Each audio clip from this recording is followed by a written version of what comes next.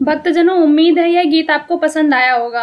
कृपया इसको दोस्तों और रिलेटिव के साथ शेयर करें। अगर आपको किसी भजन पर प्रस्तुति चाहिए तो कमेंट करें। हम आपके लिए इस चैनल पर उस भजन को प्रस्तुत करने का प्रयास करेंगे। अगर आपने हमारे YouTube चैनल को सब्सक्राइब नहीं किया है तो तुरंत सब्सक्राइब करें और बेल आइकन दबाना बिल्कुल ना भूलें। धन्यवाद।